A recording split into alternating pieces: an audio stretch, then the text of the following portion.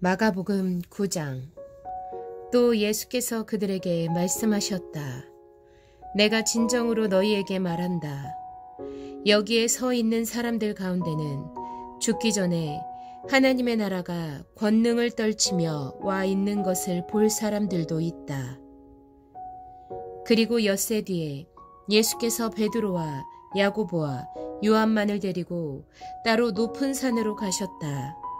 그런데 그들이 보는 앞에서 그의 모습이 변하였다. 그 옷은 세상의 어떤 빨래꾼이라도 그렇게 희게 할 수 없을 만큼 새하얗게 빛났다. 그리고 엘리야가 모세와 함께 그들에게 나타나더니 예수와 말을 주고받았다. 그래서 베드로가 예수께 말하였다. 랍비님, 우리가 여기에 있는 것이 좋겠습니다.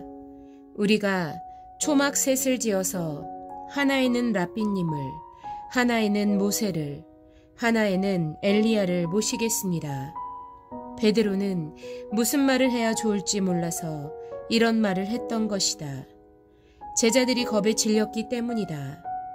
그런데 구름이 일어나서 그들을 뒤덮었다.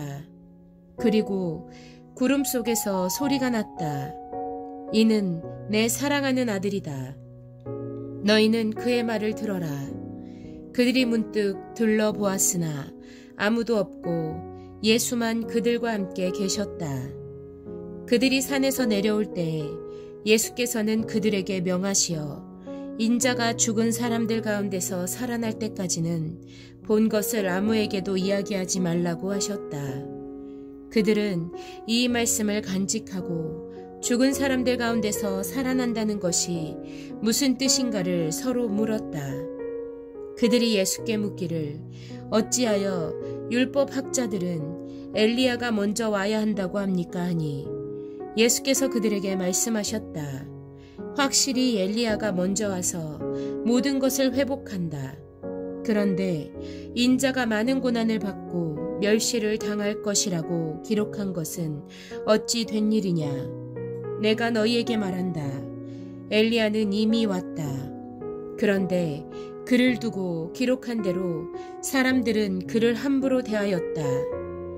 그들이 다른 제자들에게 와서 보니 큰 무리가 그 제자들을 둘러싸고 있고 율법 학자들이 그들과 논쟁을 하고 있었다. 온 무리가 곧 예수를 보고서는 몹시 놀라 달려와서 인사하였다. 예수께서 그들에게 물으셨다. 너희는 그들과 무슨 논쟁을 하고 있느냐? 무리 가운데 한 사람이 예수께 대답하였다.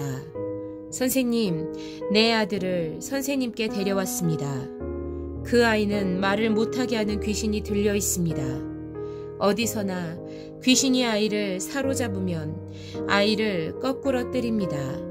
그러면 아이는 거품을 흘리며 이를 갈며 몸이 뻣뻣해집니다. 그래서 선생님의 제자들에게 그 귀신을 쫓아내달라고 했으나 그들은 쫓아내지 못했습니다. 예수께서 그들에게 말씀하셨다. 아, 믿음이 없는 세대여, 내가 언제까지 너희와 함께 있어야 하겠느냐? 내가 언제까지 너희에게 참아야 하겠느냐? 아이를 내게 데려오너라. 그래서 그들이 아이를 예수께 데려왔다. 귀신이 예수를 보자 아이에게 즉시 심한 경련을 일으켰다. 아이는 땅에 넘어져서 거품을 흘리면서 뒹굴었다. 예수께서 그 아버지에게 물으셨다. 아이가 이렇게 된 지 얼마나 되었느냐? 그가 대답하였다. 어릴 때부터입니다. 귀신이 그 아이를 죽이려고 여러 번 불 속에도 던지고 물 속에도 던졌습니다. 하실 수 있으면 우리를 불쌍히 여기시고 도와주십시오. 예수께서 그에게 말씀하셨다. 할 수 있으면이 무슨 말이냐? 믿는 사람에게는 모든 일이 가능하다. 그 아이 아버지는 큰 소리로 외쳐 말했다. 내가 믿습니다. 믿음 없는 나를 도와주십시오. 예수께서 무리가 어울려 달려오는 것을 보시고 악한 귀신을 꾸짖어 말씀하셨다. 벙어리와 귀머거리가 되게 하는 귀신아, 내가 너에게 명한다. 그 아이에게서 나가라. 그리고 다시는 그에게 들어가지 말아라. 그러자 귀신은 소리를 지르고서 아이에게 심한 경련을 일으켜 놓고 나갔다. 아이는 죽은 것과 같이 되었다. 그래서 사람들은 모두 말하기를 아이가 죽었다 하였다. 그런데 예수께서 아이의 손을 잡아서 일으키시니 아이가 일어섰다. 예수께서 집 안으로 들어가시니 제자들이 따로 그에게 물어보았다. 왜 우리는 귀신을 쫓아내지 못했습니까? 예수께서 그들에게 대답하셨다. 이런 부류는 기도로 쫓아내지 않고는 어떤 수로도 쫓아낼 수 없다. 그들은 거기에서 나와서 갈릴리를 가로질러 가고 있었다. 예수께서는 이것을 남들이 알기를 바라지 않으셨다. 그것은 예수께서 제자들을 가르치시며 인자가 사람들의 손에 넘어가고 사람들이 그를 죽이고 그가 죽임을 당하고 나서 사흘 후에 살아날 것이라고 그들에게 말씀하고 계셨기 때문이다. 그러나 제자들은 그 말씀을 깨닫지 못하였고 예수께 묻기조차 두려워하였다. 그들은 가버나움으로 갔다. 예수께서 집안에 계실 때 제자들에게 물으셨다. 너희가 길에서 무슨 일로 다투었느냐? 제자들은 잠잠하였다.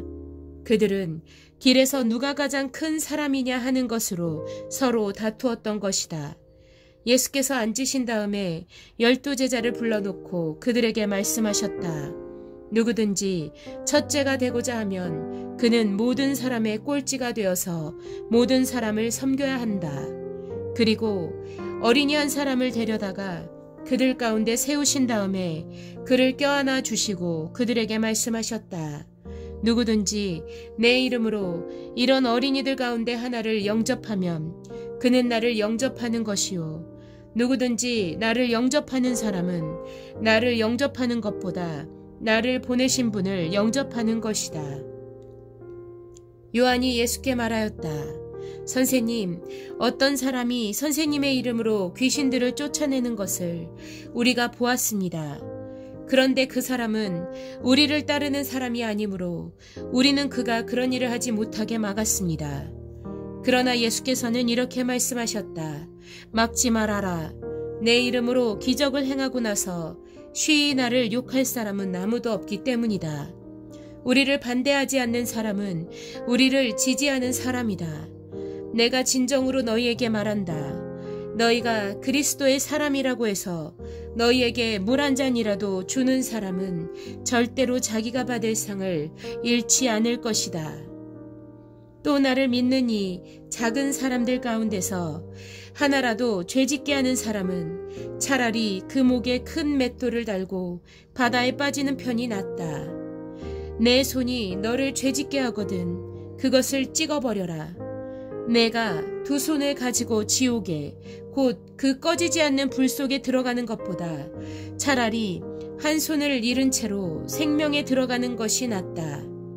내 발이 너를 죄짓게 하거든 그것을 찍어버려라.